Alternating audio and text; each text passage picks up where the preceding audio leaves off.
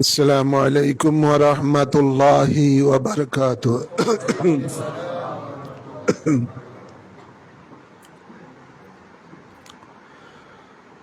الحمد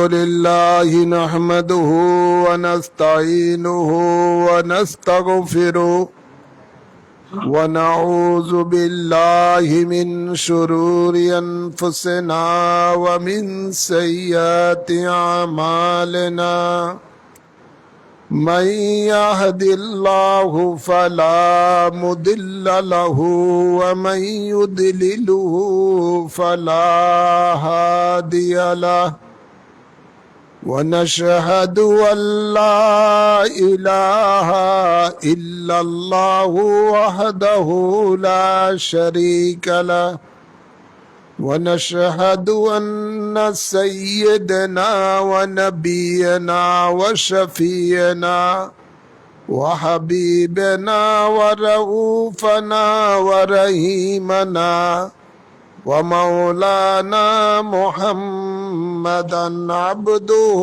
ورسوله أما بعد فأعوذ بالله من الشيطان الرجيم بسم الله الرحمن الرحيم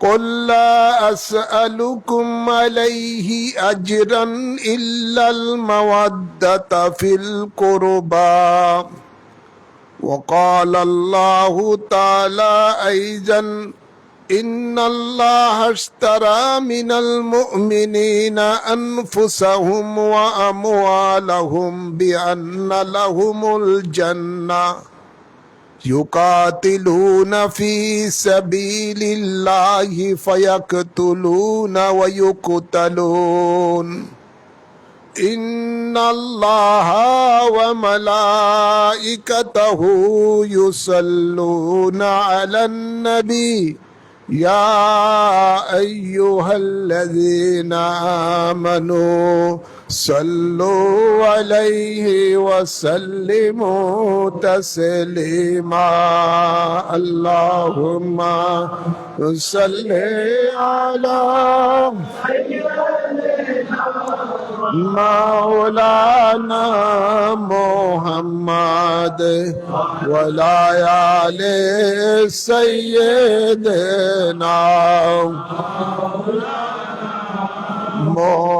محمد اللهم صل على مولانا محمد وعلى آل سيدنا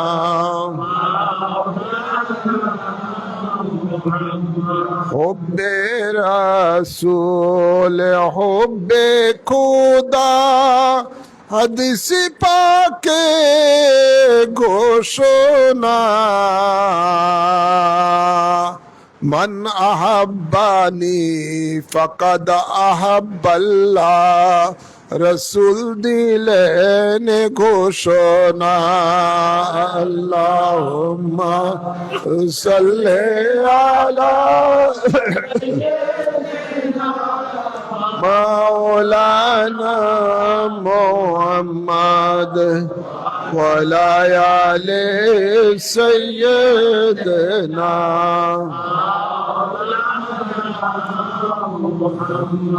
بیت رسول بیت خدا قرآن তে ঘোষণা إن الذين يبايعونك سبح برائد كنا اللهم صل على سيدنا مولانا محمد على سيدنا مولانا इताअते रसूल इताअते खुदा कुरान ते देखो ना मन अतानी फकद अता अल्लाह আল্লাহ দিলেন ঘোষণা আল্লাহুম্মা সাল্লি আলা মাওলানা মুহাম্মদ ওয়া আলা আলিহি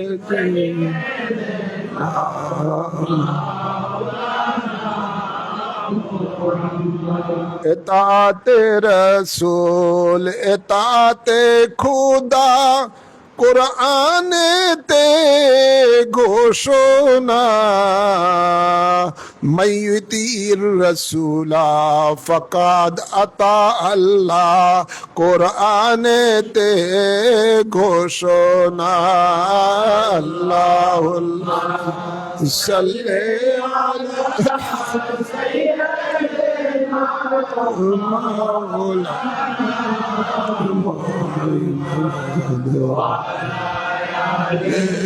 سيدنا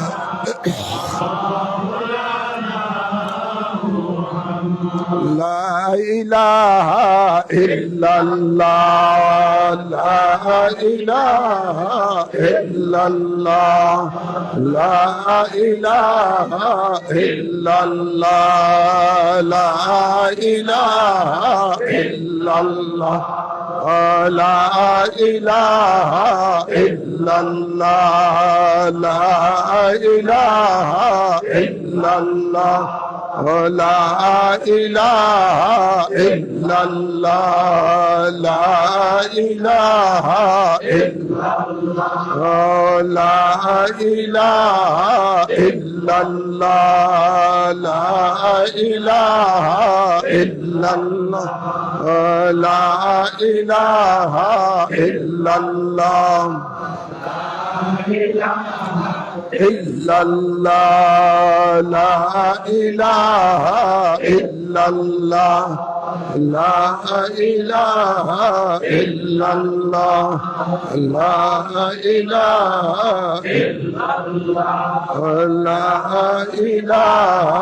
إلا الله لا إله إلا الله لا إله إلا الله لا إله إلا الله لا إله إلا الله لا إله إلا الله لا إله إلا الله محمد رسول الله صلى الله عليه وسلم বাংলাদেশ হিজবুর রাসূল সাল্লাল্লাহু আলাইহি সাল্লাম 18 নং ওয়ার্ড শীতলক্ষা নারায়ণগঞ্জ শাখা কর্তৃক আয়োজিত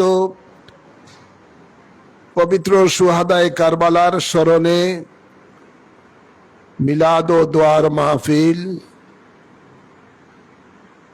উক্ত মাহফিলে আগত আল্লাহ প্রেমিক, নবী প্রেমিক, আহলে বাইত রাসূল প্রেমিক, অলি প্রেমিক, দিনদার মুমিন মুসলমান বাবারা, ভাইয়েরা, আসুন আমরা মহান রব্বুল ইজ্জতের দরবারে শুরুতেই শুকরিয়া আদায় করি, যিনি আমাদের সকলকে প্রতি বছর ন্যায় এবারও এই শীতলক্ষা আবিদিয়া মুজাদ্দিদিয়া খানকা শরীফের মাঝে দোয়ার মজলিসে সুহাদায়ে কারবালার স্মরণের দোয়ার মজলিসে আসার বসার তৌফিক দান করেছেন। এই জন্য সকলে শুকরিয়া দান পড়ি আলহামদুলিল্লাহ। অসংখ্য অসংখ্য দুরুদ ও সালাম পেশ করছি আমাদের আকা মাওলা তাজদার মদিনা হায়াতুন নবী, নূরের নবী, রহমতের নবীর কদম মোবারকে এবং পাক পঞ্জতনের কদম মোবারকে আল্লাহুম্মা আমিন বলুন। বিশেষ করে কারবালা জমিনের মাঝে যে সমস্ত আলে রসুল পাক সাল্লাল্লাহু আলাইহি সাল্লাম আলে রসুলগণ যারা কারবালা জমিনের মধ্যে শাহাদাতের পেয়ালা পান করেছেন, ওনাদের কদম মোবারকে অসংখ্য অসংখ্য দরুদ ও সালাম পেশ করে সংক্ষিপ্ত আকারে আলোচনা শুরু করতে যাচ্ছি। আল্লাহ কবুল করুন, সকলে আমিন। আল্লাহ তাবারক ও তাআলা কোরআনে মজিদের মধ্যে ইরশাদ করেন, কুল্লা আসআলুকুম আলাইহি আজরান ইল্লাল মাওয়াদ্দাতা ফিল কুরবা। অর্থাৎ আল্লাহ তার হাবিবকে লক্ষ্য করে বলেন, বন্ধু আমার, আপনার উম্মতকে আপনি জানিয়ে দেন, এই মর্মে ঘোষণা দেন যে আমি তোমাদের কাছে কোনো কিছুই চাই না, আমার কোনো কিছু চাওয়া পাওয়া নাই। তোমাদের কল্যাণের জন্য পৃথিবীতে যত কষ্ট করেছি, নাজাতের জন্য যে কষ্ট করেছি, এর বিনিময়ে আমি তোমাদের কাছে কোনো কিছু চাই না। শুধু একটি মাত্র আমার চাওয়া পাওয়া, সেটা হলো আমার আহলে বায়েতকে তোমরা ভালোবাসবে। এটা আল্লাহ তার হাবিবকে বলতেছেন, তার হাবিব যেন তার উম্মতকে এই কথা এলান করে দেয়। তো আহলে বায়েতে রাসূলকে ভালোবাসা, এটা হলো ঈমান।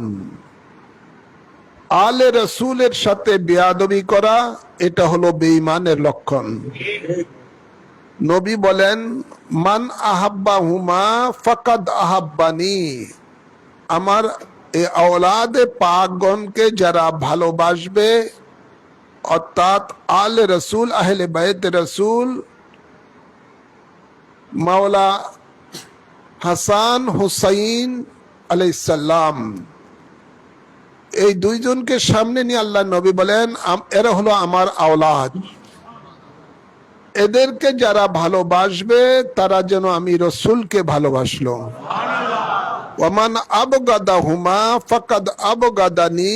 এদের সাথে যারা দুশ্মনী করে তারা যেন আমি রসুলের সাথেই দুশ্মনী করলো। তো নবীর সাথে যে দুশ্মনী করে তার ঈমান থাকে না, ঈমান থাকে না। তাহলে আওলাদে রসুলে পাককে ভালোবাসতে হবে, এটাই হলো ঈমান। রসুলে পাক সাল্লাল্লাহু আলাইহি সাল্লাম বলেন, উম্মত, আমি তোমাদের কাছে দুইটি জিনিস রেখে যাচ্ছি। বিদায় হজের পরে রসুলে পাক সাল্লাল্লাহু আলাইহি সাল্লাম গাদিরে খুমের জায়গার মধ্যে 1,00,000-এর উপরে সাহাবায়ে কেরামদেরকে একত্রিত করে একটা খুতবা দিয়েছিলেন। তখন তিনি বলেছিলেন, উম্মত, আমি তোমাদের কাছে দুইটি জিনিস রেখে যাচ্ছি। এই দুইটি জিনিসকে যারা আঁকড়ে ধরবে তারা কখনো পথভ্রষ্ট হবে না।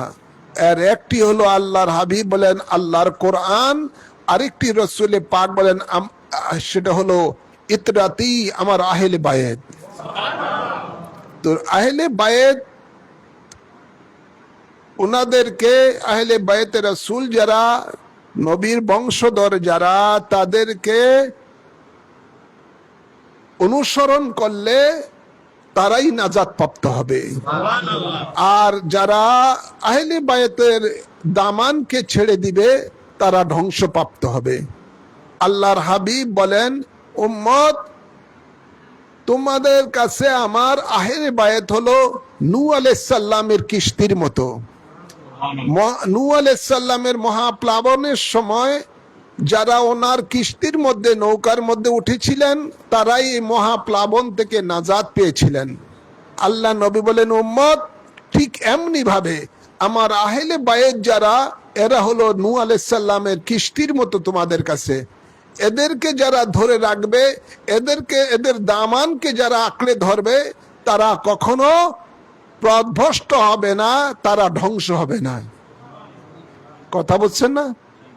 তো আহলে বায়েতের রাসূল, এই আহলে বায়েতে রাসূল এর ধারাবাহিকতা এসেছে পাক পাঞ্জাতনের থেকে।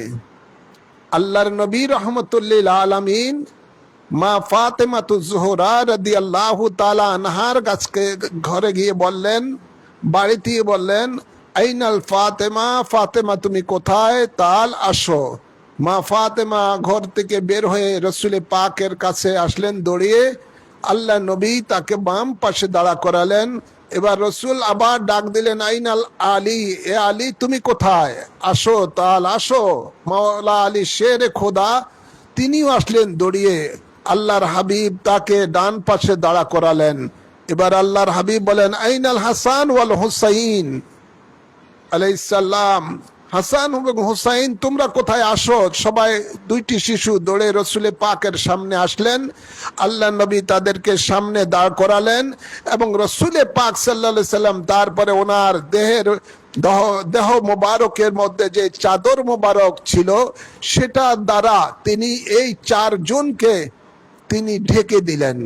ঢেকে দিয়ে বললেন, এই উম্মত দেখো, এই যে আমার চাদরের নিচে যারা রয়েছে এরাই হলো আমার আহলে বায়েত। এই আহলে বায়েতের বংশধর কিয়ামত পর্যন্ত থাকবে। এই আহলে বায়েতের বংশধর কিয়ামত পর্যন্ত আছে, এই সিলসিলা ধারাবাহিকতা চলে আসতেছে।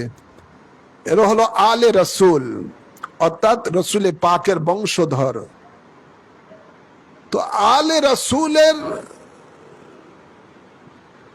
দুশ্মন কারা? যারা নবীর দুশ্মন, যারা নবীর দুশ্মন, এরা হলো আহলে বায়েতের দুশ্মন। তো রসুল পাক সাল্লাল্লাহু আলাইহি সাল্লাম এর জমানা থেকে রসুল পাকের দুশ্মন একটা প্রকাশ্য আর একটা অপ্রকাশ্য, দুই ধরনের। একটা প্রকাশ্য রসুল পাকের দুশ্মন মুশরিক ইহুদি নাসারারা, এরা প্রকাশ্য রসুল পাকের দুশ্মন। আর আরেকটা বড় দুশ্মন যেটা হলো মুনাফিক, এরা রসুল পাকের উপরে মুসলমানের লেবাস, ভিতরে ছিল তাদের বেঈমানিত্ব। এই দুই শ্রেণীর মানুষেরা রসুল পাকের দুশ্মন ছিল। আর এই দুশ্মনগুলি পরবর্তীতে আলে রসুলের দুশ্মন হয়েছে। কথা বলছেন না? রসুল পাকের দুশ্মন, এই দুশ্মনগুলি আলে রসুল পাকের দুশ্মন। আজ আমরা দেখতে পাই এই দুশ্মনগুলোই আহলে বায়েতের যেন কোনো চিহ্ন পৃথিবীতে না থাকে, তাকে ধ্বংস করার জন্য, শেষ করে দেওয়ার জন্য, রসুল পাকের কোনো বংশধর যেন না থাকে, এই ষড়যন্ত্র তারা শুরু থেকেই করে আসতেছে। আল্লাহর হাবিবকে চেয়েছিলেন বহুবার দুনিয়া থেকে শেষ করে দেওয়ার জন্য, কিন্তু মুনাফিকগুলো, দুশ্মনগুলো পারে নাই। পরবর্তীতে এই মুনাফিকগুলো নবী পরিবারের উপরে একের পর এক আঘাতের উপরে আঘাত করে আসতেছে।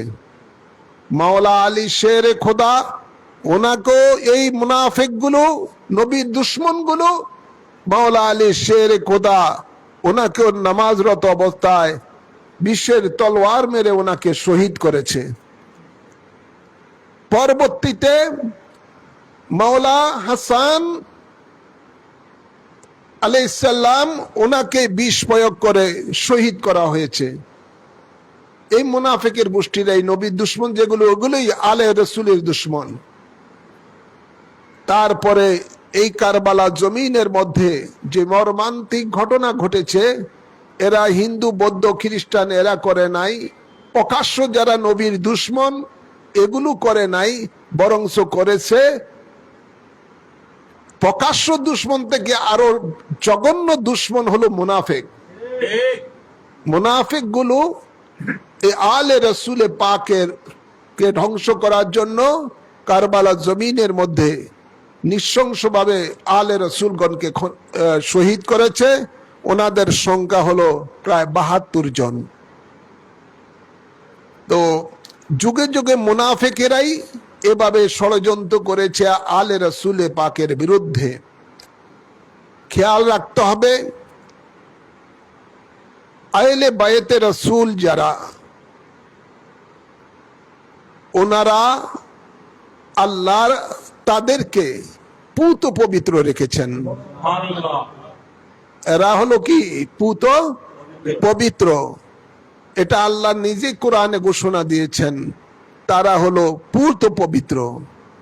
সুতরাং এই পুত পবিত্রের দামান যারা ধরে রাখবে ওদের জন্যই হলো পবিত্র স্থান আল্লাহর জান্নাত।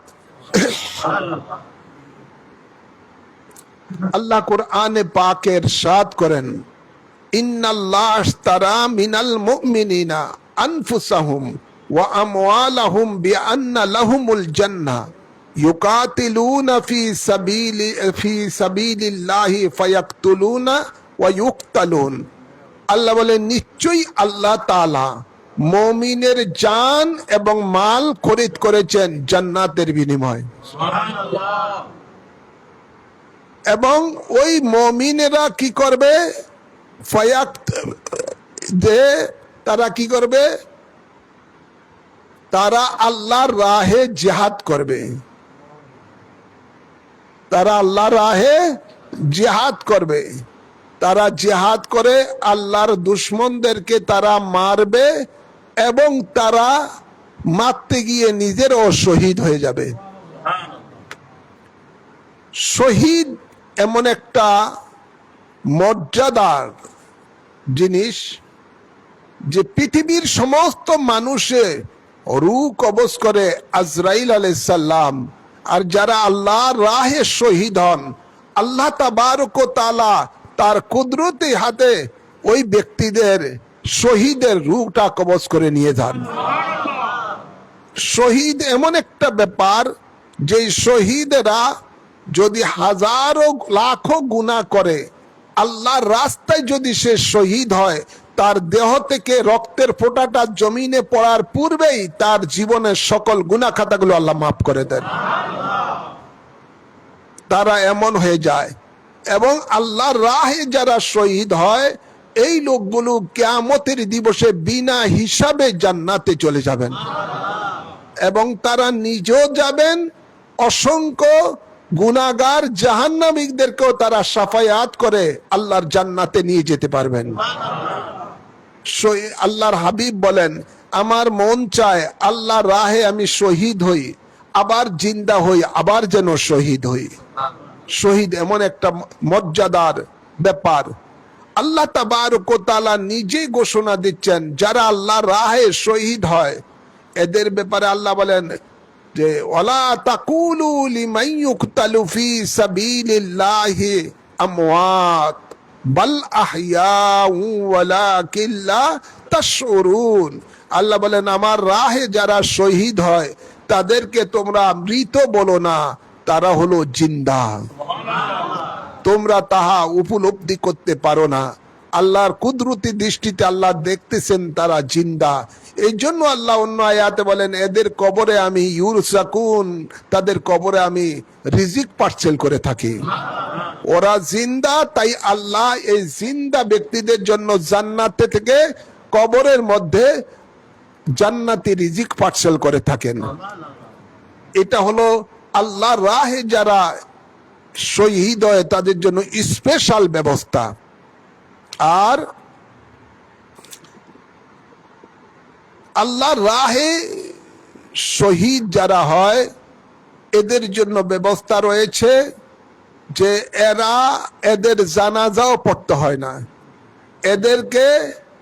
এদের জন্য নতুন কোনো কাপড়ের কাপড়ও পরিধান করতে হয় না।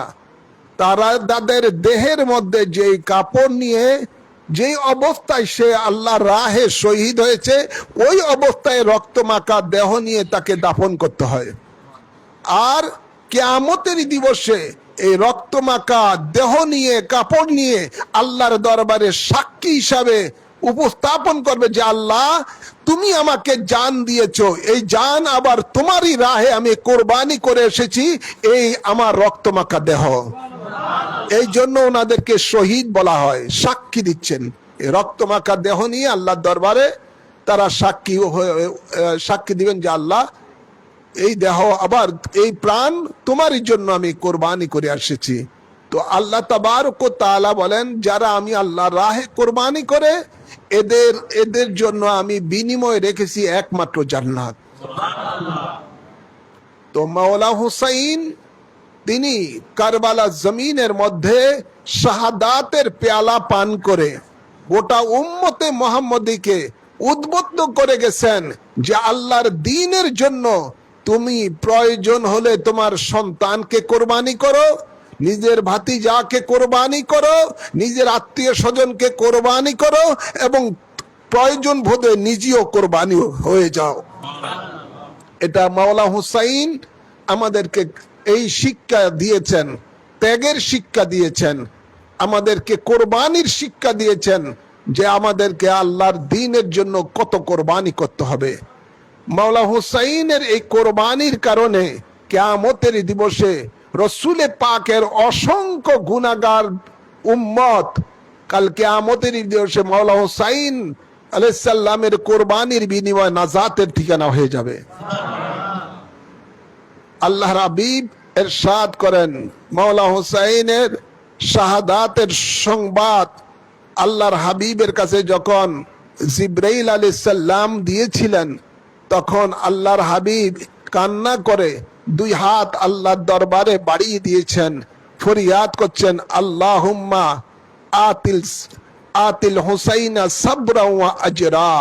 আল্লাহ, আমার হুসাইনকে কারবালা জমিনের মধ্যে এই কোরবানি করার সময় তুমি তাকে সবর দান করো, তুমি তাকে ধৈর্য ধারণ করার তৌফিক দিও।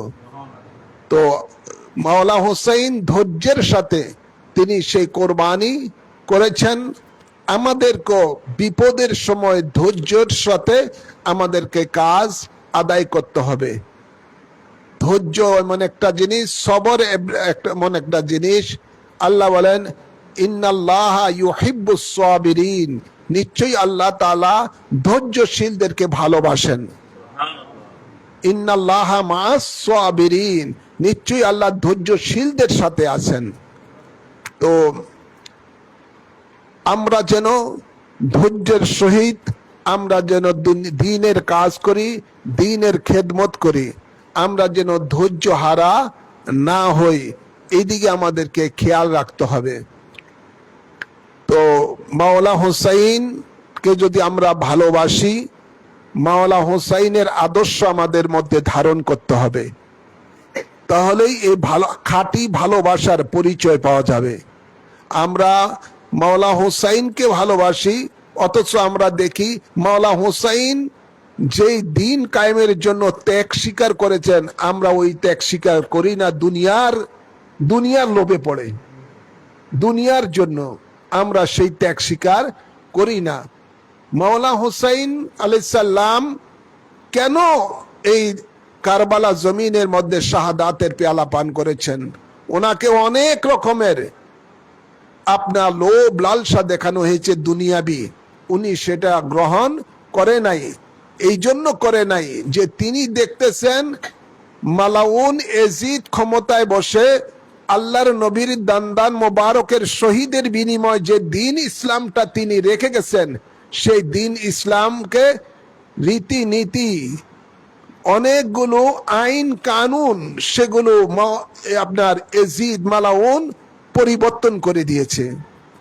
যেমন দ্বীন ইসলামের মধ্যে এটা আল্লাহ রসুল বিধান দিয়েছেন, সেটা কি? সুদ হারাম। এজিদ ক্ষমতায় বসে সুদ হালাল করে দিয়েছে। ইসলাম, কোরআন এবং সুন্নাহর ঘোষণা হলো জেনা হারাম, এজিদ জেনা হালাল করে দিয়েছে। ইসলামের মধ্যে হারাম ঘোষণা দিয়েছে আল্লাহ রসুল মদকে, এজিদ মদকে হালাল করে দিয়েছে এবং সে নিজেই মদ পানের মধ্যে ব্যস্ত থাকতো, অর্থাৎ নিজেই মদ খেত। এভাবে অনেকগুলো জিনিস এজিদ পরিবর্তন করে দিয়েছিল। তাই মাওলা হুসাইন তার কাছে বায়াত নেয় নাই, তার প্রতিবাদ করেছেন। আর এই প্রতিবাদটা করাটাই হলো একজন ঈমানদারের উপরে ফরজ। আল্লাহর হাবিব ঘোষণা দিচ্ছেন যে আফজালুল জিহাদে কালেমাতুল হককে ইনদা সুলতানিন আজ্জা, জালিম শাসকের বিরুদ্ধে হক কথা বলা হলো সবচেয়ে বড় জিহাদ। সবচেয়ে বড় জিহাদ। তাই এই হক কথা বলতে গিয়ে যদি কারো তিতা আপনার খারাপ লাগে, লাগুক, আল্লাহ নবী বলেন আল হক মুররুন, হক কথা তিতা। কারো কাছে তিতা লাগবে, কারো কাছে আবার মিষ্টিও লাগবে। যারা ইমানদার তাদের কাছে হক কথা মিষ্টি লাগবে, যারা মুনাফিক তাদের কাছে হক কথা তিতা লাগবে। তো মাওলা হুসাইন হক কথা বলতেন, হকের উপরে ছিলেন। আর এজিদ মালাউন এটা ছিল না হকের পথে। তো কারবালার জমিনের মধ্যেই আওলাদে পাককে শেষ করেই শুধু ক্ষান্ত হয় নাই, এই মালাউন ইবনে জিয়াদের মাধ্যমে এজিদে কি করলেন, বিশাল বাহিনী মদিনা মনোয়ারায় পাঠিয়ে দিলেন। মদিনা মনোয়ারায় পাঠিয়ে যারা আলে রসুলের মহব্বতকারী ছিলেন, যেই সমস্ত সাহাবীরা তাবিনেরা, ওদেরকে তারা কচু কাটা করলেন এবং আহলে বায়েতে রসুলের মহব্বতকারী নারীদেরকে তারা ধর্ষণ করলেন। আর তাদের উট এবং ঘোড়া মসজিদে নববীর মধ্যে তারা বেঁধে রাখলো এবং সেটাকে কদাচার করলো, অপবিত্র করলো। 3 দিন ধরে মসজিদে নববীর মধ্যে কোনো জামাতে নামাজি হয় নাই, আজানও হয় নাই। এমন কিয়ামতে সৃষ্টি করলো এই মালাউন এজিদ বাহিনী। মদিনা মনোয়ারার হত্যাযজ্ঞ শেষ করে তারপরে তারা মক্কা মনোয়ারার মধ্যে, মক্কাতুল মুকাররমার মধ্যে, সেখানের মধ্যে আক্রমণ করলো। সেখানেও যারা আলে রসুলের পক্ষে ছিলেন তাদেরকে তারা কচুকাটা করলো। অসংখ্য আপনার আলে রসুলের প্রেমিকদেরকে তারা হত্যা করলো এবং শেষ পর্যন্ত তারা খানায় কাবার দেয়ালের মধ্যে যে গেলাপ চড়ানো হতো, এই গেলাপের মধ্যে পর্যন্ত তারা আগুন লাগিয়ে দিল। তো এই বেঈমানগুলোই ইসলামের বড় ক্ষতি করেছে। এরা অনেক বড় ক্ষতি করেছে এই বেঈমান গ্রুপ, এই মুনাফিক গ্রুপ। যুগে যুগে ইসলামের সবচেয়ে বড় ক্ষতি করেছে মুনাফিকেরা। বিধর্মীদের দ্বারা যা ক্ষতি হয় নাই, তার থেকে আরো জঘন্য ক্ষতি করেছে এই মুনাফিকেরা যুগে যুগেই। আজকে আপনারা বাংলাদেশটার অবস্থা দেখেন। বাংলাদেশের মধ্যে 5ই আগস্ট 2024 সালে যে ষড়যন্ত্রটা যারা করেছিল এই দেশকে ধ্বংস করার জন্য, এই মুনাফিকের গোষ্ঠীরাই, এই মুনাফিকের গোষ্ঠীরাই এমন ষড়যন্ত্র করছে। ইসলামের সবচেয়ে বড় দুশ্মন, মুসলমানের সবচেয়ে বড় দুশ্মন হলো আমেরিকা। যে আমেরিকা ইরাকের মধ্যে লাখো লাখো মানুষকে নির্বিচারে বোম মেরে আপনার হত্যা করেছে। ফিলিস্তিনের মধ্যে ইসরায়েলকে দিয়ে আমেরিকা সেই লাখো লাখো নারী শিশু মানুষকে, মুসলমানদেরকে হত্যা করেছে। আপনার লিবিয়ার মধ্যে সেখানে গাদ্দাফিকে মারার পরে আরো সেখানের মধ্যে বহু হত্যাযজ্ঞ তারা চালিয়েছে। লেবাননের মধ্যে বিভিন্ন জায়গায়, শেষ পর্যন্ত এখন ইরানের মধ্যে করতেছে। সেখানের মধ্যে অসংখ্য মানুষকে তারা বোম মেরে মেরে প্রতিনিয়ত হত্যা করতেছে। এই মুনাফিকের এই দুশ্মন, ইসলামের দুশ্মন, মুসলমানের সবচেয়ে বড় দুশ্মন আমেরিকা। এই আমেরিকা বর্তমানে এই দেশের মধ্যে মুনাফিক গুলিকে হাতে নিয়ে এখন এই দেশটাকে দখল করছে। এই মুনাফিক গুলো স্বাধীনতার পর থেকে কোনোদিন আমেরিকার আপনার এটা কি কয়, তাদের স্বাধীনতা দিবস পালন হয় নাই। এবছর এই মুনাফিকের গোষ্ঠীটাই সংসদে দক্ষিণ প্লাজায় আমেরিকার স্বাধীনতা দিবস পালন করে। আর পালন করে করতেছে এই মুনাফিকের লিডার বলতেছে যে আমেরিকা হলো তাদের সবচেয়ে বড় বন্ধু। নাউজুবিল্লাহ বলবেন না? মুনাফিকের বন্ধু হতে পারে, ইমানদারের বন্ধু না। মুনাফিকের বন্ধু হতে পারে, ইমানদারের বন্ধু না। ইমানদারের হলো দুশ্মন।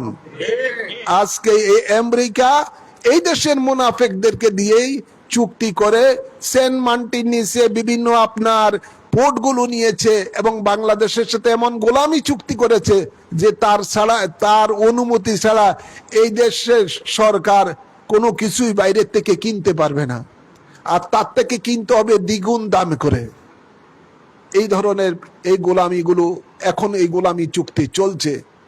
তো যুগে যুগে সবচেয়ে বড় ক্ষতি করেছে দেশের এবং ইসলামের মুনাফিকেরা, আর এই মুনাফিকের ষড়যন্ত্র এখনো চলছে।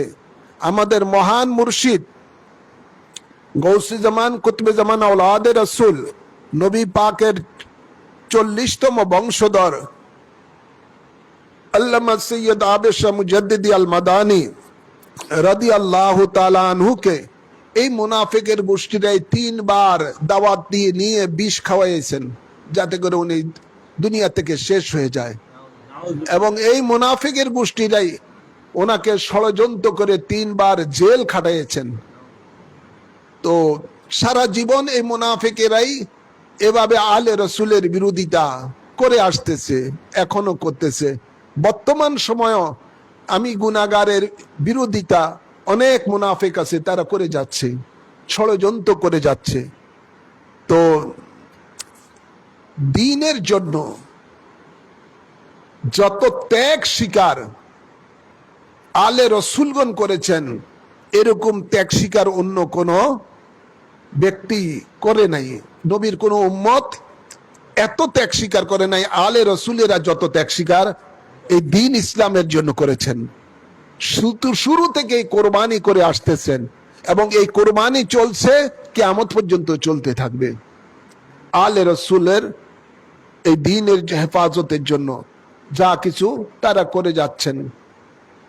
তো আপনাদেরকে শুধু এটুকুই বলবো, আলে রসুলে পাক সাল্লাল্লাহু আলাইহি সাল্লামের দামান ধরে রাখবেন, তাহলে দুনিয়া তো নাজাত, আখিরাত তো নাজাত। দুনিয়ার জিন্দগি আজ আছে কাল নাই, আখিরাতের জিন্দগি হলো সবচেয়ে বড় জিন্দগি, আসল জিন্দগি। সেই জিন্দগিতে যাতে করে শান্তিতে থাকতে পারেন তার জন্য আলে রসুল পাকের দামান ধরে রাখতে হবে। মনে রাখবেন, রাজত্ব আখিরাতের জিন্দগিতে আলে রসুলগণের থাকবে, ঠিক না? আলে রসুলগণেরই রাজত্ব থাকবে। যে জিন্দগির শুরু আছে শেষ নাই, শুরু আছে আর দুনিয়ার জিন্দগির শুরু আছে শেষও আছে। ये दुनिया मुसाफिर खाना आ जाना कल जाना। আখিরাতের জিন্দগির তুলনা একটা সেকেন্ডের সময় না দুনিয়ার জিন্দগি, ঠিক আছে না? তাই এই দুনিয়ার জিন্দগির আরামায়েশের জন্য যারা আলে রসুলের দামান ছেড়ে দিয়েছে ওরা নিজেরাই নিজের পায়ে কুড়াল মারলো। আলে রসুলের রাজত্ব ওই জিন্দগিতে থাকবে যে জিন্দগির শুরু আছে শেষ নাই। যেমন আল্লাহর হাবিব স্বয়ং ঘোষণা দিয়ে গেছেন, আল হাসানু ওয়াল হুসাইনু শিবাবে আহলে জান্নাহ, ঠিক আছে না? নবী বলেন আমার হাসান এবং হুসাইন এই দুইজন জান্নাতি যুবকদের সরদার। মা খাতুনে জান্নাত হলো জান্নাতে মহিলাদের সরদার। তো রাজত্ব তো ওনাদেরই, হ্যাঁ, রাজত্ব তো ওনাদেরই। সরদার আলে রসুল পাক হলেন জান্নাতের সরদার, জান্নাতের সরদার ইনি মহিলাদের মধ্যে। তো রাজত্ব তো তাদেরই থাকবে, জান্নাতের রাজত্ব তো তারই থাকবে। আর এই জান্নাত আল্লাহ সৃষ্টি করেছেন, আল্লাহ আবার এই জান্নাত তার হাবিবকে দান করে দিয়েছেন। ইন্না আতাইনা কাল কাউসার। তো যে জান্নাতের মধ্যে প্রত্যেক গাছের পাতায় পাতায় রসুলে পাকের নাম লেখা আছে, প্রত্যেক খুর ও গেলমার কোপালের মধ্যে রসুলে পাকের নাম লেখা আছে, যে জান্নাতের গেটের মধ্যে রসুলে পাকের নাম লেখা আছে, তো সেই জান্নাতের মধ্যে তো আলে রসুলেরই রাজত্ব চলবে, ঠিক না ভাই? ঠিক, আলে রসুলেরই রাজত্ব চলবে। আর যারা আলে রসুলের দামান ধরে রাখছে তাদেরও রাজত্ব চলবে। আল্লাহ কবুল করুন, আমিন বলেন। তা আপনাদেরকে এটুকুই বলবো, আলে রসুলকে ভালোবাসুন, ভালোবাসার মতো ভালোবাসুন। মুখে মুখে ভালোবাসা নয়, কর্মে ভালোবাসা, কর্মে ভালোবাসা দেখাতে হবে। নবী পাক বলেন, দুনিয়াতে যার সাথে যার ভালোবাসা থাকবে, কিয়ামতের দিবসে তার সাথে তার হাসর নসর হবে। আলে রসুলের সাথে ভালোবাসা, ভালোবাসার মতো বাসবেন, মুনাফিকি ভালোবাসা না। অন্তরের সহিত ভালোবাসা বাহ্যিক ভাবেও ভালোবাসার বহির্প্রকাশ, তাহলে ওই ভালোবাসাই হলো আসল ভালোবাসা। মাওলা হুসাইন আলাইহিস সালামের আওলাদ পাক একজনই দুনিয়াতে রেখে গিয়েছিলেন, মাওলা ইমাম আলী আসগর, আরে ইমাম জয়নুল আবদিন, ইমাম জয়নুল আবিদিন। এই ইমাম জয়নুল আবিদিন ওই সময় অসুস্থ ছিলেন, যুদ্ধে যাওয়ার মতো তার সেরকম শক্তি ছিল না, অসুস্থ ছিলেন। তাই তিনি যুদ্ধের ময়দানও যান নাই এবং তিনি শাহাদাতের পেয়ালাও পান করার সুযোগ হয় নাই। আল্লাহরই ইচ্ছা এই নবী পাকের আওলাদের ধারাবাহিকতার যেন জিন্দা থাকে কিয়ামত পর্যন্ত, এই জন্য একজনই জীবিত ছিলেন। তো হযরতে জয়নুল আবদিন রাদিয়াল্লাহু তাআলা আনহু তিনি বেঁচে ছিলেন, ওনার মাধ্যমে পরবর্তীতে কিয়ামত পর্যন্ত এই আলে রসুলের ধারাবাহিকতাটা চলে আসতেছে। তো আসুন আমরা সকলে আলে রসুলের দামান ধরে, আলে রসুলের রঙে রঙিন হয়ে জীবনকে অতিবাহিত করি। আপনারা জানেন, মাওলা হুসাইন আলাইহিস সালাম যে দ্বীনের জন্য তিনি কোরবানি হয়েছেন আল্লাহর রাহে, আমি সেই মাওলা হাসান আলাইহিস সালামের সে আওলাদ পাকের ধারাবাহিকতায় আমি গুনাহগারও চেষ্টা করতেছি এই বাংলার জমিনে যেন আল্লাহর দ্বীন কায়েম হয়। আল্লাহ বলেন, আকিমুদ্দিন, তোমরা দ্বীনকে কায়েম করো।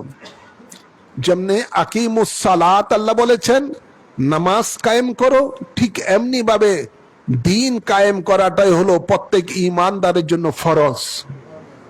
দ্বীন কায়েম করতে হবে।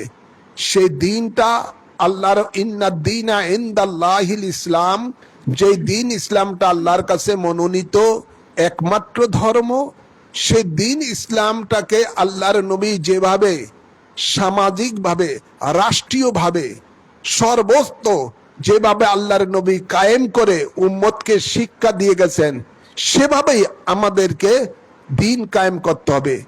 আজ সমাজের মধ্যে যে কুফুরি আইন আছে, কি আইন আছে?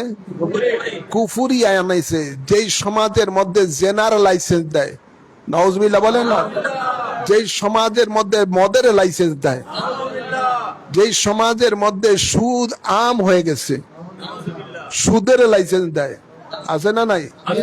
কত রকমের এনজিও লাইসেন্স দেয় যেগুলো সুদ আর সুদ। শহর থেকে গ্রামে বেশি।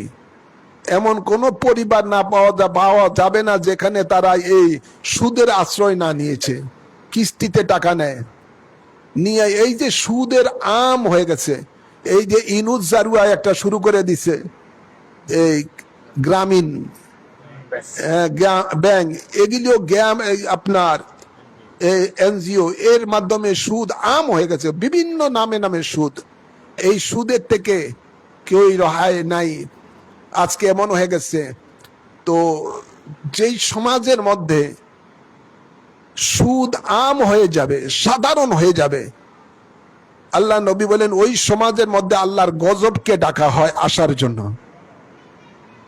আজকে বাংলাদেশটা কয়েক বছর পর পরই শুধু প্রাকৃতিক দুর্যোগ হয়। এখনো যেই প্লাবন, অতিবৃষ্টির কারণে বিভিন্ন জায়গায়, বিভিন্ন ডিস্ট্রিক্টে কত কষ্টে মানুষ আছে, এটা তো একটা আযাব, কষ্ট হচ্ছে। এগুলো মানুষের পাপের প্রায়শ্চিত্ত, পাপের ফসল, কর্মের ফসল।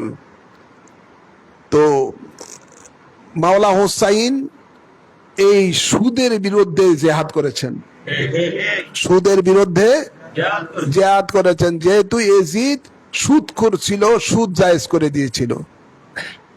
তো আমরা চাই, ইসলামিক ফ্রন্ট বাংলাদেশ চায়, এই বাংলাদেশটা যেন কোরআন সুন্নাহর আলোকে গড়ে ওঠে, অর্থাৎ যে সমাজের মধ্যে কোরআন সুন্নাহ বিরোধী কোনো কাজ হবে না, দেশের মধ্যে কোরআন সুন্নাহ বিরোধী কোনো কাজ হবে না। আমরা চাই সেই একটা সমাজ, যে সমাজের মধ্যে কোনো দুর্নীতি থাকবে না।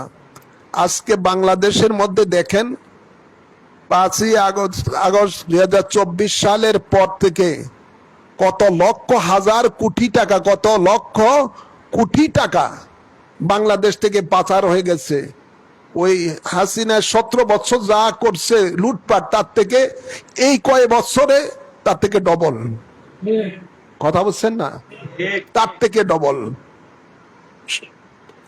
মানে দেশ টাকার কিছুই নাই, অর্থনৈতিক ভাবে শেষ, ধ্বংস। তো এই দেশটা এই সুযোগটা পাইছে একমাত্র মানব রচিত মতবাদ নিয়ে যারা দেশ ও সমাজ চালায়, কুফুরি মতবাদ নিয়ে যারা দেশ ও সমাজ চালায়, তাদেরই সুযোগ পায় দেশের সম্পদ লুটপাট করার। কিন্তু আল্লাহর দ্বীন অনুযায়ী, কোরআন সুন্নাহ অনুযায়ী যদি সমাজ ও দেশটা চলতো, তাহলে জনগণের একটা টাকাও লুটপাট করার কোনো সুযোগ থাকতো না। কেউ যদি একটা পয়সা, একটা টাকাও যদি লুট করতো, তাহলে সাথে সাথে তার বাম হাত কেটে দেওয়া হতো। এটা হলো আল্লাহর আইন। এরপর আবারও যদি করে, তাহলে তার ডান হাত কেটে দেওয়া হতো, কঠিন শাস্তি তার জন্য হতো। আজকে মা বোনদের ইজ্জতের নিরাপত্তা নাই। বুড়ুই হতে একেবারে ছোট পর্যন্ত, নিচে পর্যন্ত, 7-8 বছর পর্যন্ত বাচ্চা পর্যন্ত তাদের ইজ্জতের নিরাপত্তা নাই। কথা বলছেন না?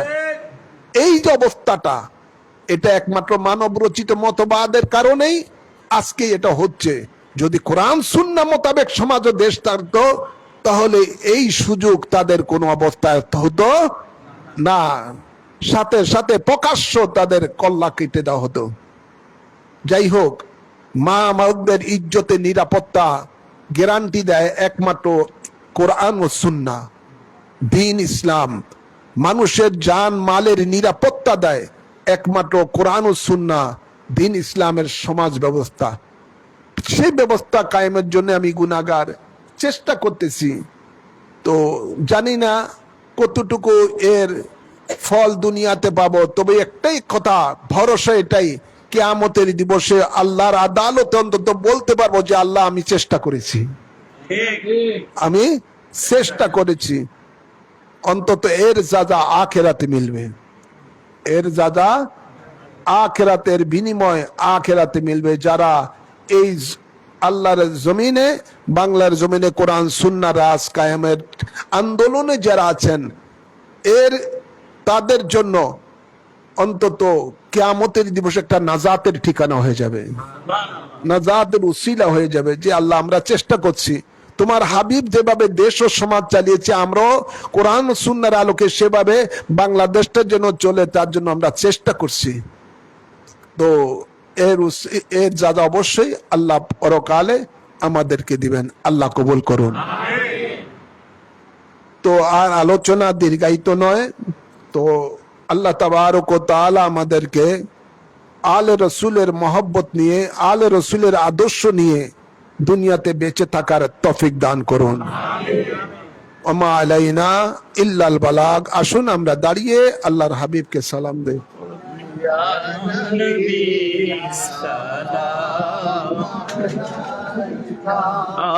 या रसूल सलाम,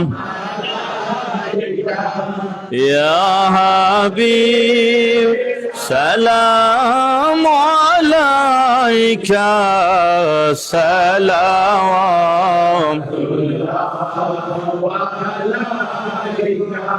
या रसूल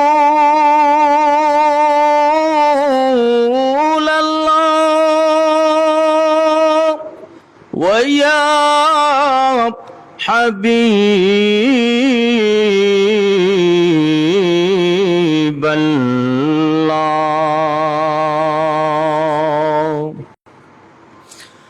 মদিনার প্রাণে চাহিয়া কাঁদি যে মিলাদ পড়িয়া দেখা দেন পর্দা উঠাইয়া দেখিব নয়ন ভরিয়া ইয়া নবী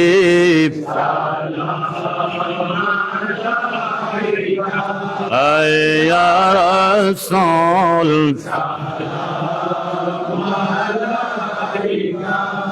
ইয়া হাবিব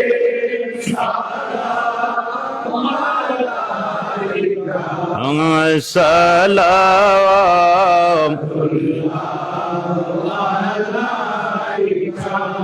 ওগো নবীজি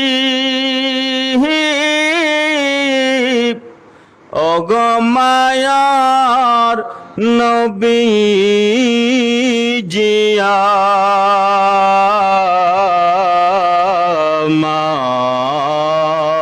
আমার কে বলে নবীজি দূরে আছে নবী আপন মুর্শিদের ভেতরে কেন যে দেখিতে পারি না মুর্শিদ গো একবার পর্দা উঠান না ইয়া নবী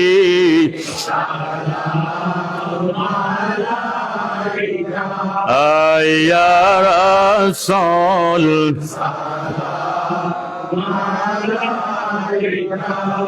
ইয়া হাবিব সালাম আসসালাম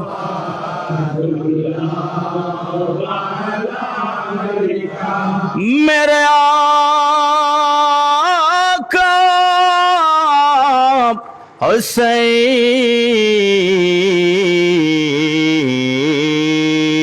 हुसैन करबलार ময়দানে যিনি শহীদ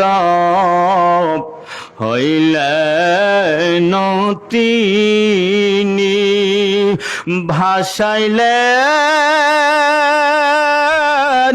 ইসলামের তরি সেই তরে নিবেন পার করিয়া নবী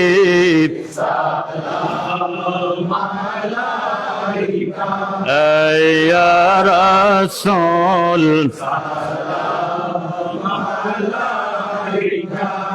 ইয়া হাবিব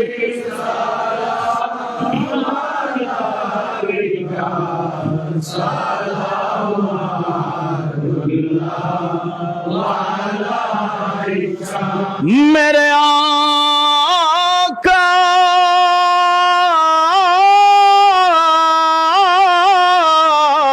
हुसैन शहंशाह करबला हुसैन बिने अली शहंशाह शहादत पे लाखों सलाम मुस्तफा जान रहमत पे लाम शमअ बज में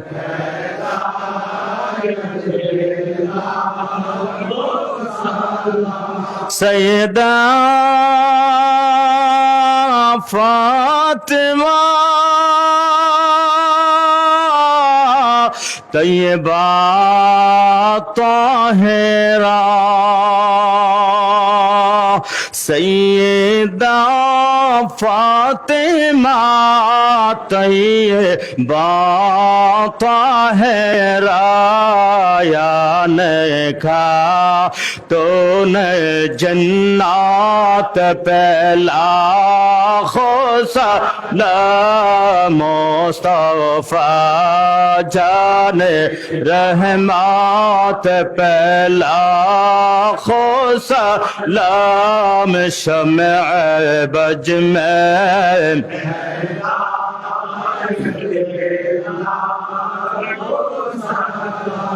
रहनुमा रहनुमा ईमा मेरा बानी औलादे मुस्तफा आका अल-मदानी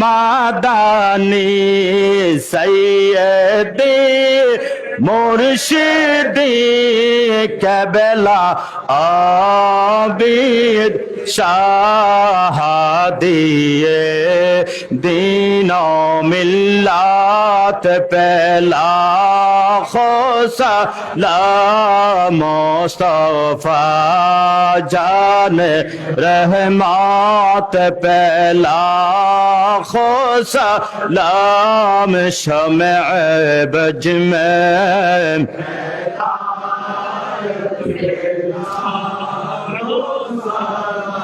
रहनुमा रहनुमा ईमा मेरा बानी औलादे मुस्तफा मुर्शिद कबला बहादुर शाह सैयदी मुर्शिदी कबला बहादुर शाह इमाम अहले सुन्नत पहला खोसला मुस्तफा जान रहमत पहला खोसलाम शम्अ बज में हिदायत पहला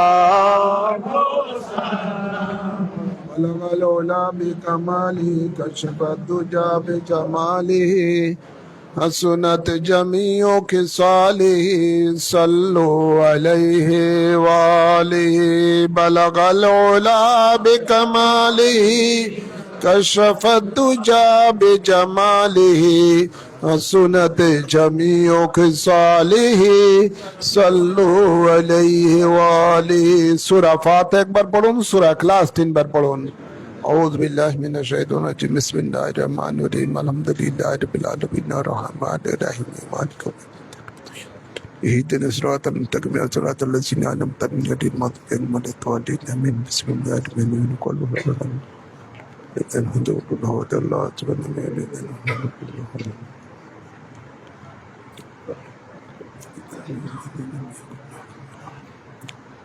اللهم آمين ربنا آتنا في الدنيا حسنة وفي الآخرة حسنة وقنا عذاب النار وقنا عذاب القبر وقنا عذاب الحشر وقنا عذاب السقر وقنا عذاب الميزان ربنا ظلمنا أنفسنا وإن لم تغفر لنا وترحمنا لنكونن من الخاسرين ربنا أفرج علينا وتوفنا مسلمين أنت ولينا فاغفر لنا وارحمنا وأنت خير الغافرين ربنا ولا تحملنا ما لا طاقة لنا به واعف عنا واغفر لنا وارحمنا أنت مولانا فانصرنا على القوم الكافرين فانصرنا على القوم الظالمين فانصرنا على القوم المنافقين اللهم رب ارحمهما كما ربياني صغيرا اللهم إنك عفو تحب العفو فاعف عنا فاعف عنا يا كريم فاعف عنا يا رحيم فاعف عنا يا أكرم الأكرمين اللهم إنا نجعلك في نهورهم ونعوذ بك من شرورهم اللهم إني أعوذ بك من البرص والجنون والززام ومن سيء الأسقام या रब्बल आलमीन मौला मेहरबान खुदा সুহাদায়ে কারবালার স্মরণের আজকের এই দোয়ার মাহফিলের মধ্যে যা কিছু সওয়াব অর্জন করা হয়েছে এর হাদিয়া সর্বপ্রথমে আমাদের আকা ও মাওলা তাজদার মদিনা রহমাতুল লিল আলামিনের রওজা পাকে কবুল করে নাও এর সব সকল আম্বিয়ে কেরামের আরওয়া পাকে কবুল করে নাও আল্লাহ এর সওয়াব পাক পঞ্জাতনের আরওয়া পাকে কবুল করে নাও বিশেষ করে আলে রসুলে পাকের কদম মোবারকে কবুল করে নাও বিশেষ করে কারবালা জমিনের মধ্যে মাওলা হুসাইন সহ আল্লাহ তার পরিবারের মধ্যে যারা শাহাদাতের পেয়ালা পান করেছেন সকলের আরওয়ার মাঝের সওয়াব কবুল করে নাও আল্লাহ এর সব সকল আজওয়ায়ে মুতাহারার আরওয়া পাকে কবুল করে নাও সকল শুহাদায়ে কেরামের আরওয়া পাকে কবুল করে নাও সকল তাবিন তবে তাবিন মে মুস্তাহিদিন গাউস কুতুব ওলি আবদাল গণের আরওয়া পাকে কবুল করে নাও আল্লাহ চার তরিকতের ইমাম চার মাযহাবের ইমাম গণের আরওয়া পাকে কবুল করে নাও আমার মহান মুর্শিদ আওলাদ রাসূল গাউসে জামান কুতুবে জামান সৈয়দ আবেশাল মাদানী রূহে পাকে কবুল করে নাও আমার জান্নাতবাসিনী আম্মা জানের রূহে পাকে কবুল করে নাও আমার ছোট ভাই সে জায়েশা মুজাদ্দিদের রূহে পাকে কবুল করে নাও আমাদের মাঝে যাদের মা বাপ দাদা দাদি নানা নানি শ্বশুর শাশুড়ি আত্মীয় স্বজন কবরবাসী হয়ে গেছে সকলের আরওয়ার মাঝের সওয়াব কবুল করে নাও যত আশিকান মুরিদান মুহিব্বান কবরবাসী হয়ে গেছে সকলের আরওয়ার মাঝের সওয়াব কবুল করে নাও আল্লাহ এই শুহাদায়ে কেরামের এই ফাতিহা শরীফের সদকাতে আমাদের জানা অজানা গুনাহ মাফ করে দাও মাওলা হুসাইন আলাইহিস সালাম তার সন্তানেরা যারা শাহাদাতের পেয়ালা পান করেছেন ওনাদের শাহাদাতের সদকাতে আমাদের জানা অজানা গুনাহ মাফ করে দাও